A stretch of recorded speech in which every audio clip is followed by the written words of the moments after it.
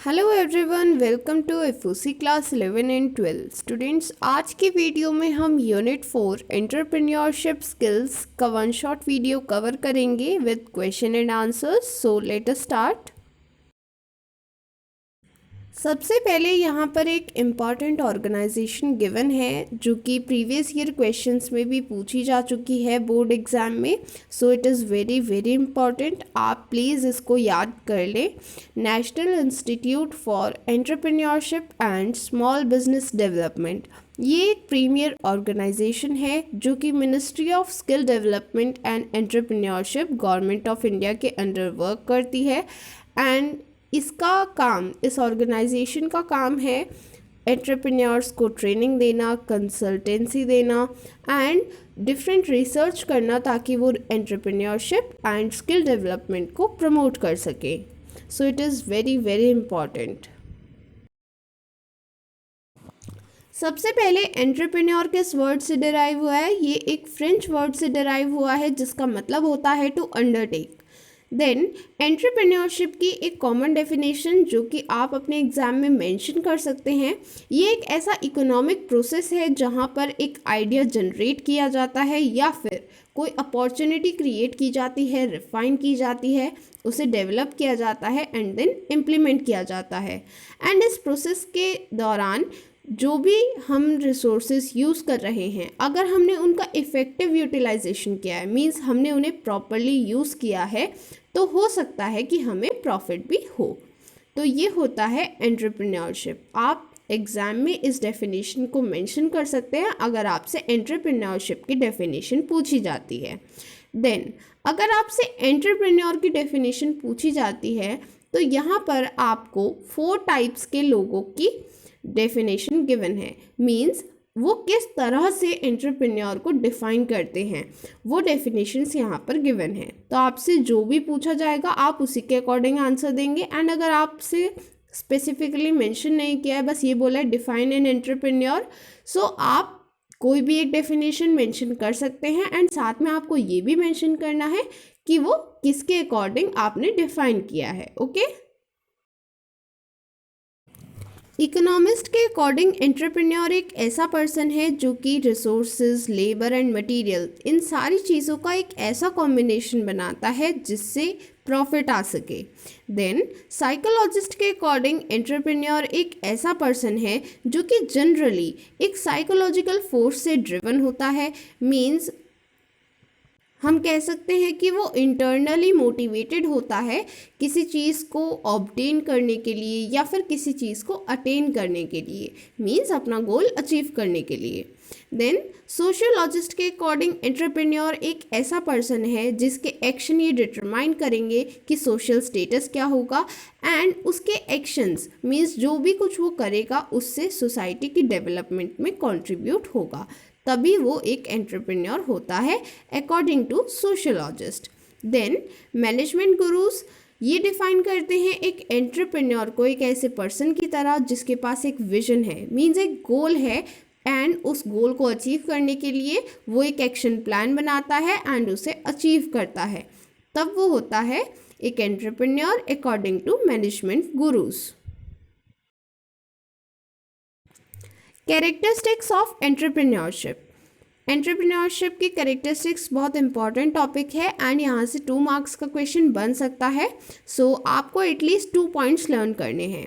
Entrepreneurship एक ऐसी economic activity है जिसे हम एक प्रॉफिट ओरिएंटेड ऑर्गेनाइजेशन को क्रिएट, डेवलप एंड मेंटेन करने के लिए करते हैं। देन एंटरप्रेन्योरशिप स्टार्ट कहाँ से होती है? ये स्टार्ट होती है एक ऐसी अपॉर्चुनिटी को ढूंढने में जहाँ पर हम अच्छे से सेल कर सकते हैं, मींस वहाँ पर वो पोटेंशियल है कि हम वहाँ पर सेलिंग करेंगे तो हमें वहाँ पर प्रॉफिट होगा उस मार्केट में। देन हमें इफ़ेक्टिव यूटिलाइजेशन ऑफ रिसोर्सेज करना है, मींस जितने भी रिसोर्सेज हमारे पास अवेलेबल हैं हमें उन्हें अच्छे से बेस्ट वे में यूटिलाइज करना है।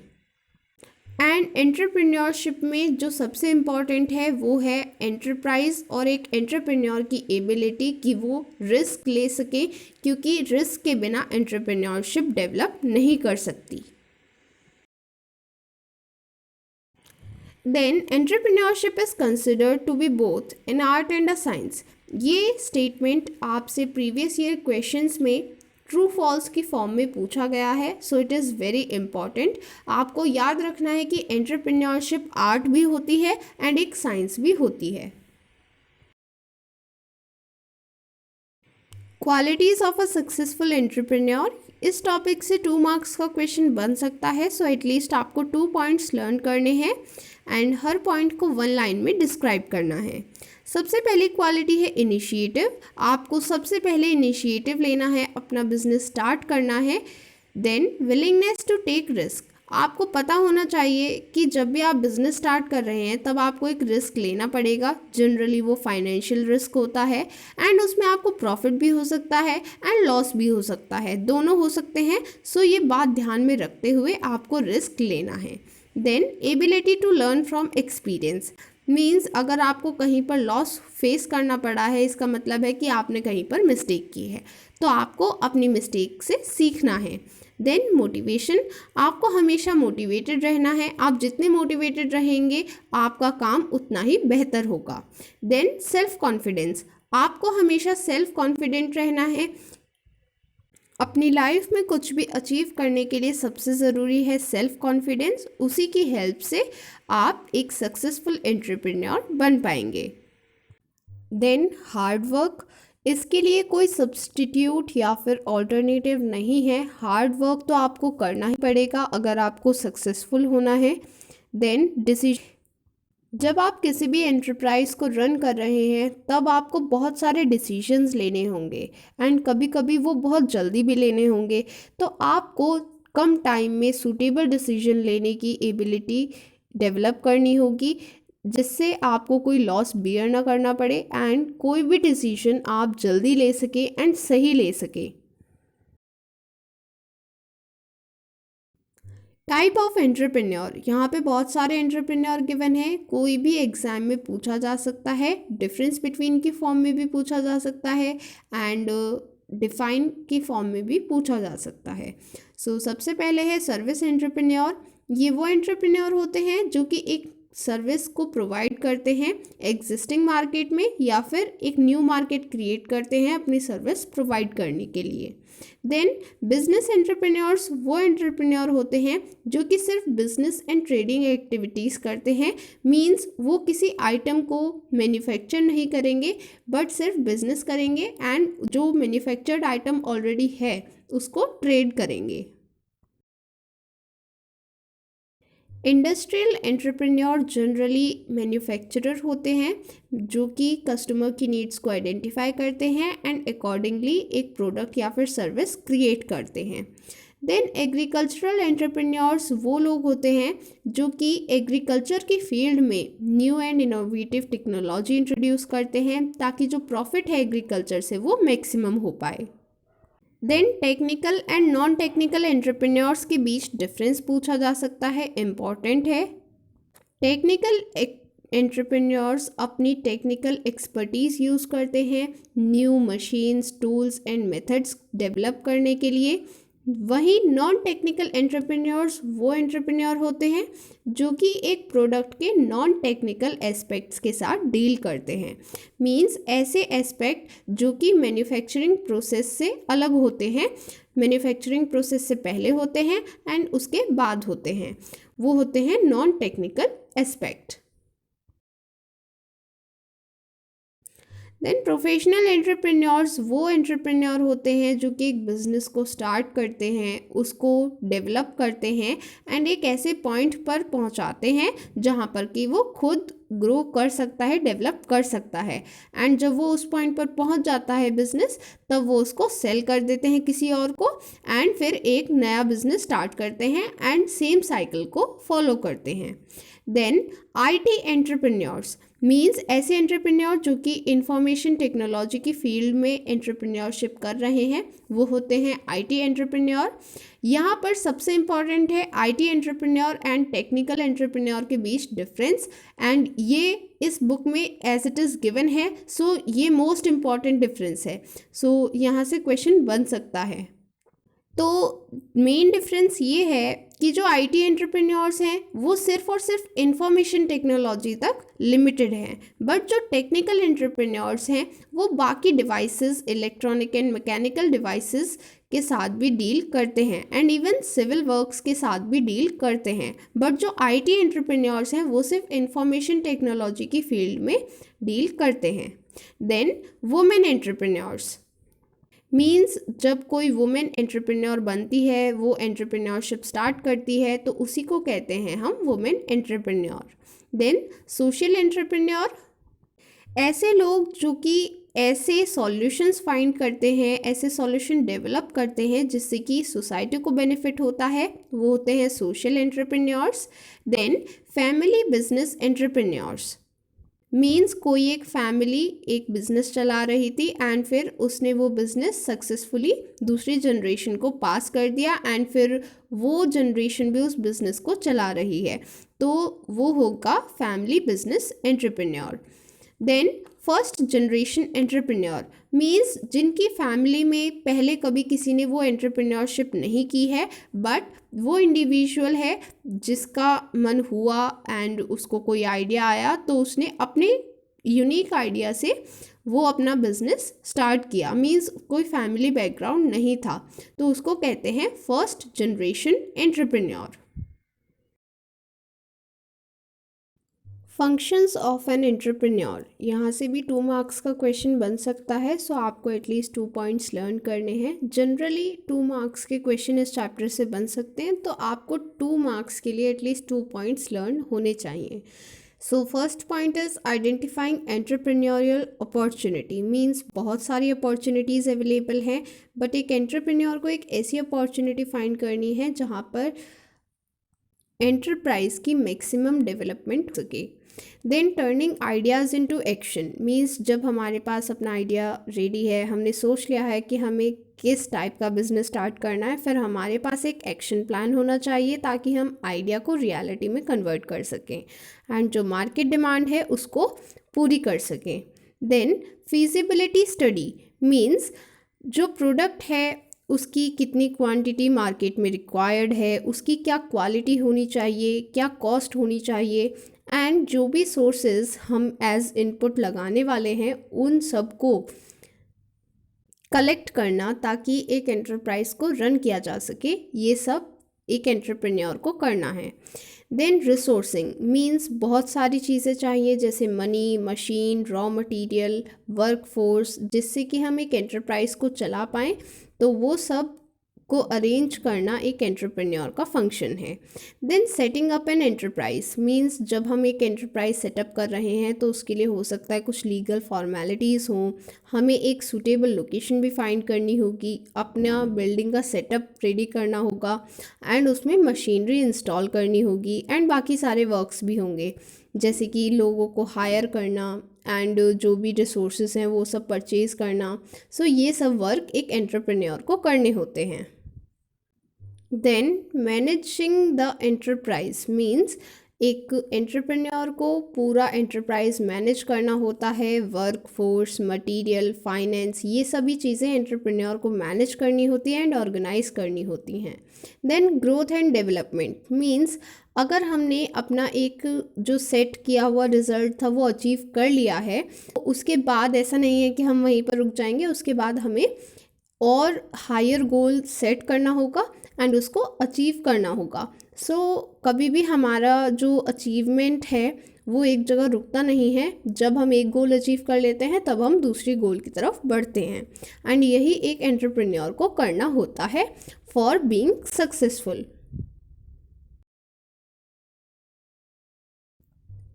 व्हाट मोटिवेट्स एन एंटरप्रेन्योर, कुछ क्वालिटीज़ हैं जिनकी वजह से एंटरप्रेन्योर मोटिवेट होता है, जैसे कि स्टैंडर्ड ऑफ एक्सीलेंस। हम जितने हाई स्टैंडर्ड सेट करते हैं हम उतनी ही ज़्यादा मेहनत करते हैं उन्हें अचीव करने के लिए, तो ऐसा ही एक एंटरप्रेन्योर को करना होता है। देन यूनिकनेस मीन्स कोई भी एंटरप्रेन्योर है उसको यूनिक रहना है, चाहे वो कोई भी काम करे, कोई भी नया आइडिया सोचे, वो जब तक यूनिक रहेगा तब तक वो सक्सेसफुल हो सकता है।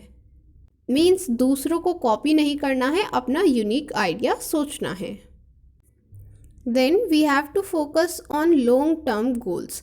मीन्स ऐसा नहीं है कि आप सिर्फ शॉर्ट टर्म गोल्स पर फोकस कर रहे हैं, जो आपकी डेवलपमेंट है वो सिर्फ शॉर्ट पीरियड के लिए है। आपको लॉन्ग टर्म के हिसाब से प्लानिंग करनी है एंड पेशेंटली वर्क करना है, ताकि जो आपकी अचीवमेंट है वो लॉन्ग टर्म तक बनी रहे एंड आपके लॉन्ग टर्म गोल्स अचीव हों। Then need to influence. Means अगर आप एक एंटरप्रेन्योर हैं तो आपकी एक्टिविटीज़ से बाकी लोग भी इन्फ्लुएंस होने चाहिए। मीन्स जो भी आप वर्क कर रहे हैं वो इतना यूनिक, इतना रिवॉल्यूशनरी होना चाहिए कि बाकी लोग आपसे इन्फ्लुएंस हो, तभी आप सक्सेसफुल एंटरप्रेन्योर बनेंगे। सो यहाँ पर एक बहुत इंपॉर्टेंट पॉइंट गिवन है, wage employed person and entrepreneur के बीच डिफरेंस, एंड ये प्रीवियस ईयर क्वेश्चंस में पूछा जा चुका है। So it is very very important, आप इसको ज़रूर लर्न करेंगे।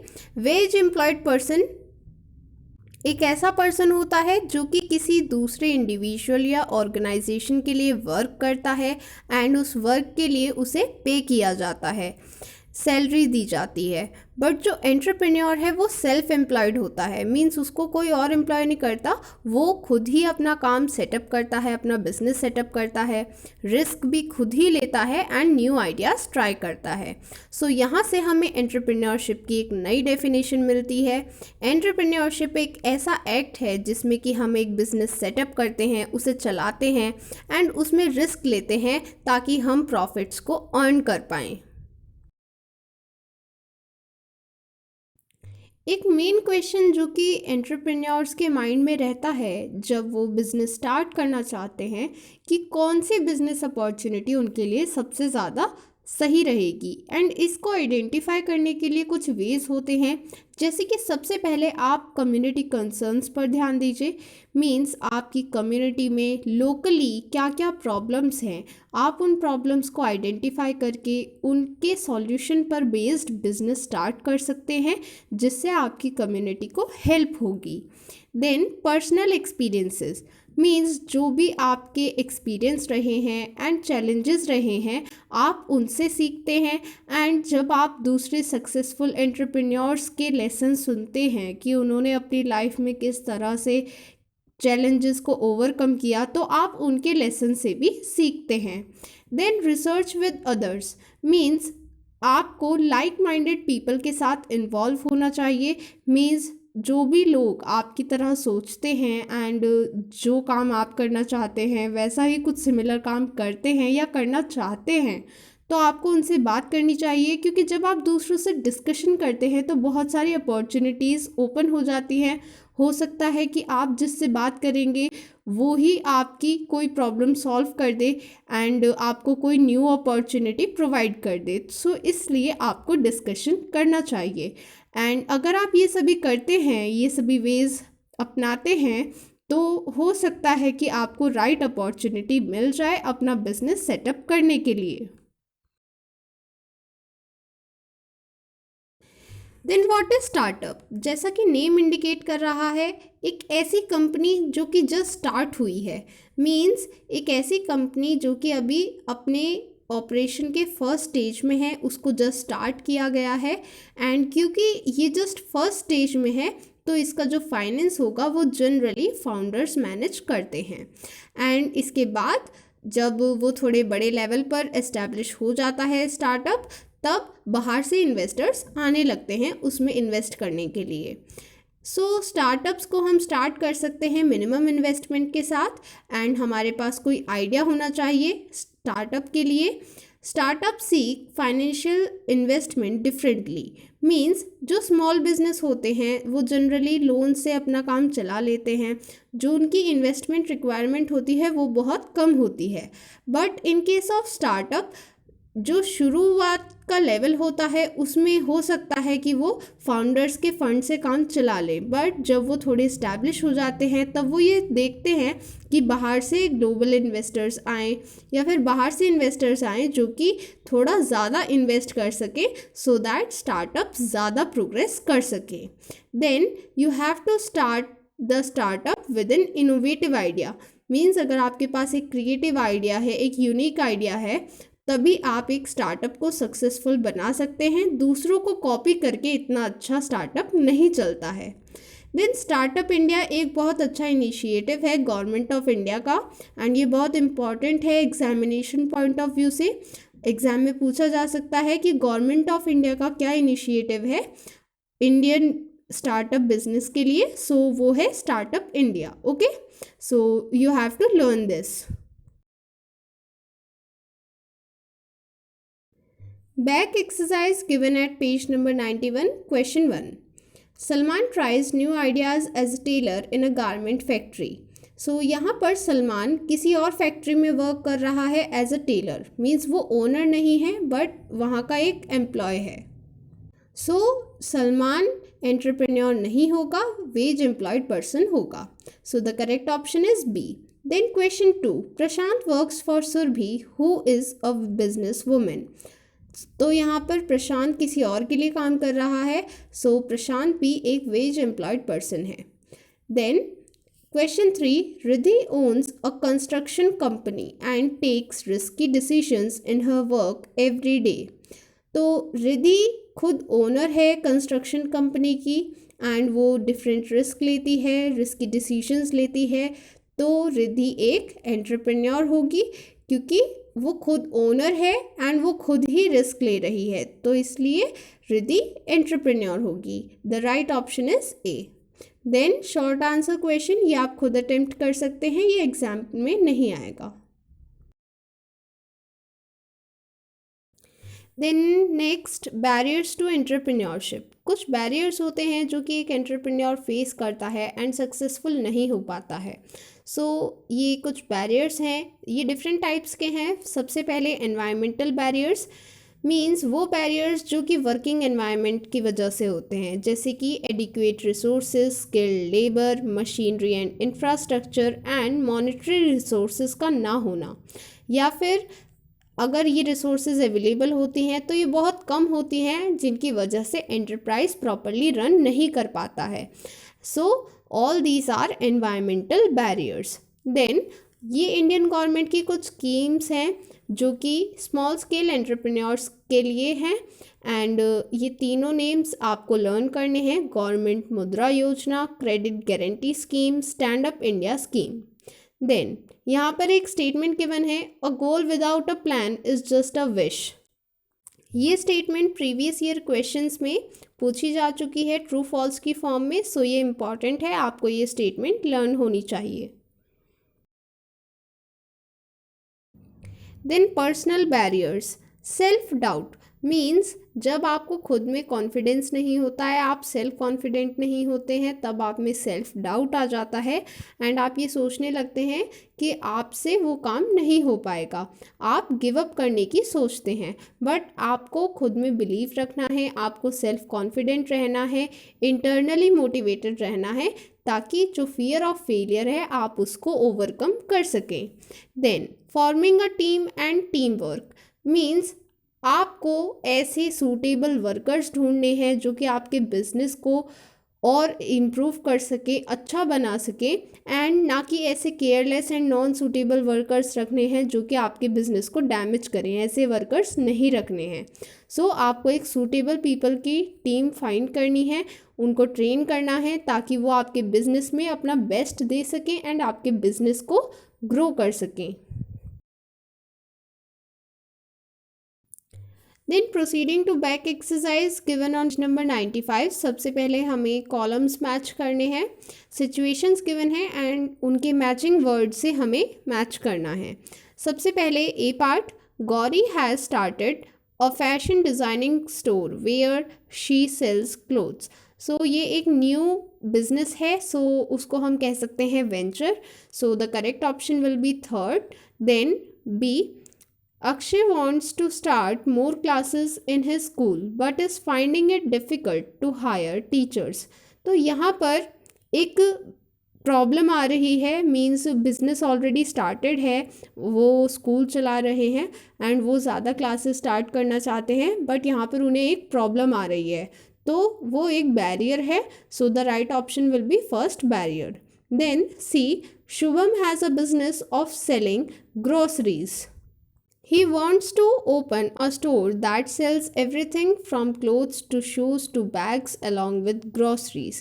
Means ऑलरेडी उनका बिजनेस स्टार्टेड है बट वो अब उसे एक्सपैंड करना चाहते हैं। सो यहाँ पर वो रिस्क लेना चाहते हैं। सो the correct option will B second, risk. Then proceeding to MCQs, question 1, Mary believes that she will not have the ability to work with a team when she starts her business. Means Mary ये सोचती है कि जब वो अपना business start करेगी तब वो एक टीम में वर्क नहीं कर पाएगी। तो मैरी कौन सा बैरियर फेस कर रही है? So Mary is facing self doubt. The correct option is B, क्योंकि यहाँ पर वो खुद पर डाउट कर रही है कि वो टीम में वर्क नहीं कर पाएगी। Then Question 2, Syed knows what business he wants to do but does not know what steps he has to take to get it running. Means Syed को बिजनेस आइडिया तो है कि उसको exactly क्या बिजनेस स्टार्ट करना है, बट उसके आगे उसको कैसे चलाना है वो उसे नहीं पता। तो यहाँ पर कौन सा बैरियर उसे रोक रहा है? That is lack of plan. Means उसके पास प्लानिंग नहीं है, एक्शन प्लान नहीं है। So the correct option is B.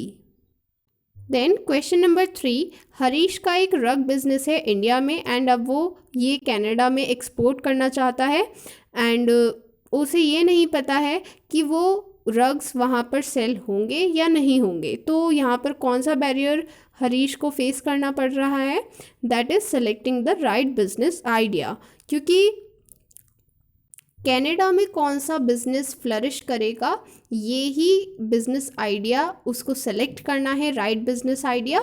सो यहाँ पर यही बैरियर उसको फेस करना पड़ रहा है। एटीट्यूड्स ऑफ एन एंटरप्रेन्योर, ये figure examination point of view से बहुत इंपॉर्टेंट है, यहाँ से क्वेश्चन ज़रूर आता है। सो आपको इसे अच्छे से लर्न करना है एंड समझना है। सो यहाँ पर सबसे पहले ऐसे एटीट्यूड्स गिवन हैं जो कि एक पर्सन को एक एंटरप्रेन्योर बनाते हैं। अगर आपके पास ये सभी स्किल्स हैं तो आप एक एंटरप्रेन्योर बन सकते हैं, एंड अगर नहीं है ये स्किल्स तो आपको डेवलप करनी चाहिए अगर आपको एक एंटरप्रेन्योर बनना है।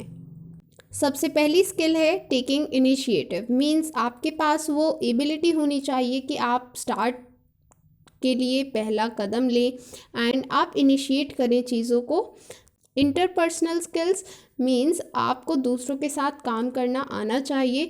जब आप एक एंटरप्रेन्योर बनेंगे, आप अपना एंटरप्राइज स्टार्ट करेंगे तो आप पूरा एंटरप्राइज खुद नहीं संभाल सकते हैं, आपको अपने अंडर एक टीम हायर करनी होगी। आप एक टीम के साथ वर्क करेंगे तभी आप एंटरप्राइज को सक्सेसफुली रन कर सकते हैं।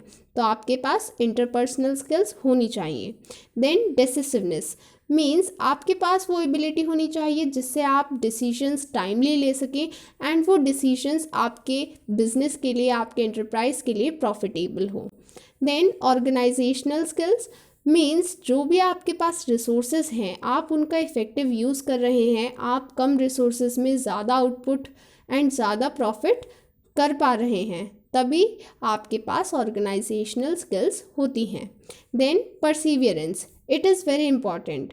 अगर चीज़ें डिफ़िकल्ट हो रही हैं या फिर आप किसी चीज़ में फ़ेल हो रहे हैं बट तब भी आप उस चीज़ को अचीव करने में लगे हुए हैं, वही होता है परसिवियरेंस। सो आपको अगर फेलियर फेस करना पड़ रहा है उसके बाद भी आप कॉन्टिन्यूड रहते हैं अपने अचीवमेंट के पाथ पर, तो वो होता है Perseverance. Then back exercise given on page number 97. First of all, MCQs are given. Question 1, the ability to continue to do something even when it is difficult. So हमने अभी अभी डिस्कस किया, ये ability होती है perseverance. Then the ability to act in a situation before others do. Means आप सबसे पहले act कर रहे हैं किसी situation में, तो सबसे पहले जब आएंगे तो वो होगा initiative. So the correct option is B.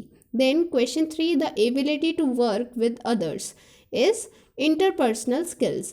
जब आप दूसरों के साथ काम करने की एबिलिटी रखते हैं तो वो होता है interpersonal skills. So the right option is B. Then short answer questions में what do you understand by attitude? Page number 96 पर एटीट्यूड की डेफिनेशन गिवन है एंड आपको ये याद होनी चाहिए, एग्ज़ाम में पूछी जा सकती है। सो एटीट्यूड एक ऐसा वे ऑफ थिंकिंग है या फिर एक ऐसा वे ऑफ फीलिंग है जिसकी वजह से हम दूसरी चीज़ों को जज करते हैं। सो ये पॉजिटिव हो सकता है, नेगेटिव हो सकता है, गुड हो सकता है, बैड हो सकता है। सो आपको ये डेफिनेशन लर्न करनी है। An attitude is a way of thinking और feeling about something. Then question 2 में आपको इंटरपर्सनल स्किल्स की डेफिनेशन मेंशन करनी है, जो कि अभी अभी हमने डिस्कस की थी, ability to work with others. Then next session is about entrepreneurial competencies. Competency वो एबिलिटी होती है जिसकी वजह से हम कुछ अच्छा कर पाते हैं। सो यहाँ पर attitudes and competencies to become a successful entrepreneur ये गिवन है यहाँ पर, एंड ये बहुत इम्पॉर्टेंट फिगर है।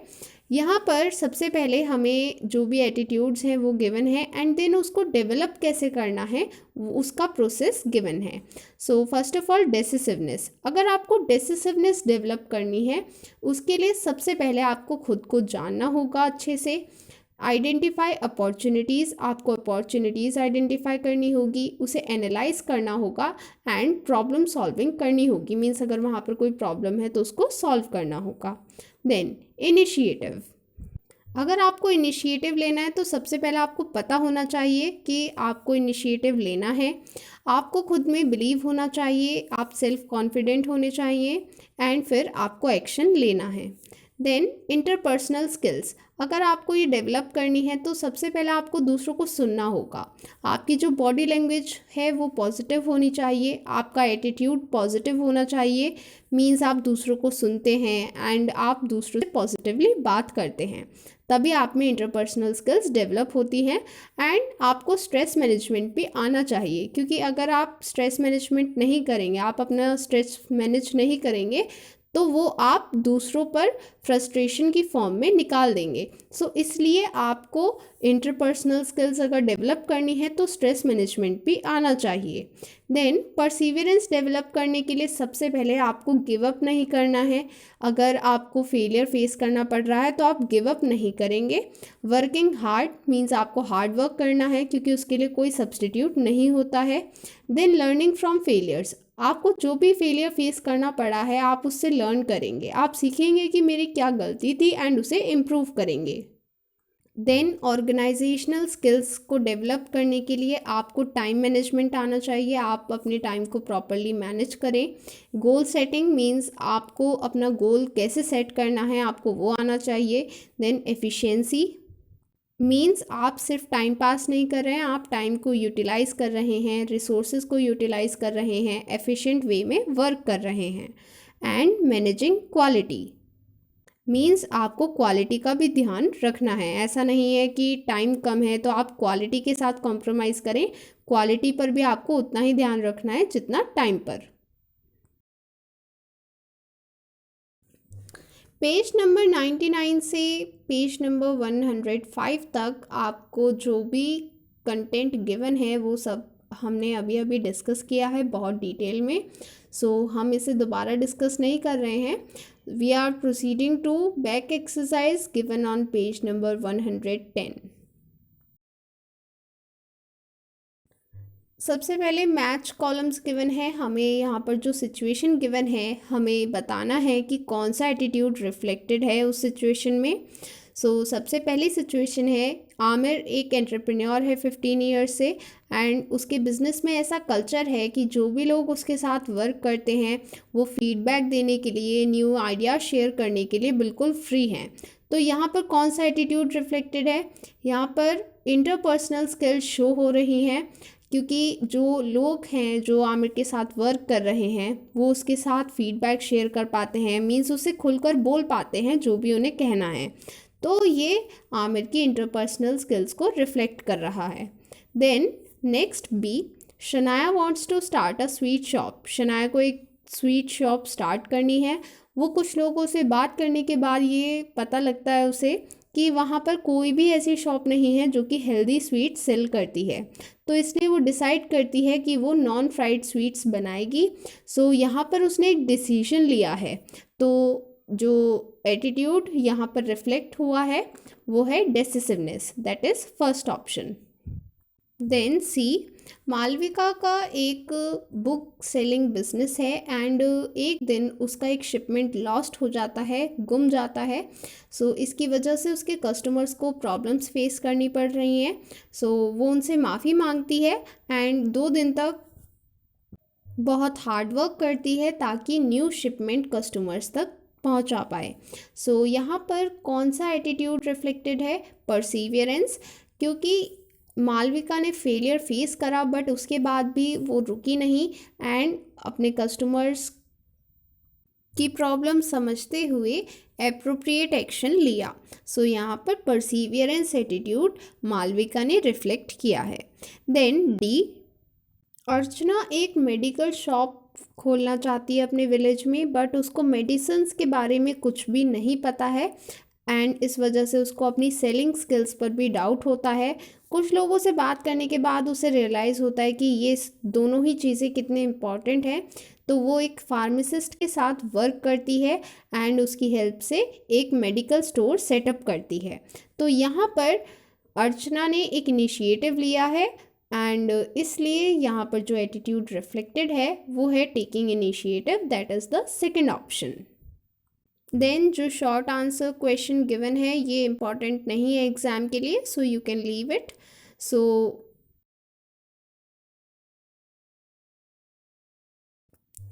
इसी के साथ हमने यूनिट 4 एंटरप्रेन्योरशिप स्किल्स का 1 शॉट वीडियो पूरा कर लिया है एंड हमने क्वेश्चन आंसर्स भी डिस्कस कर लिए हैं। अगर आपको और क्वेश्चंस की प्रैक्टिस करनी है तो आप सैम्पल पेपर बुक परचेज कर सकते हैं जिसका लिंक डिस्क्रिप्शन में गिवन है।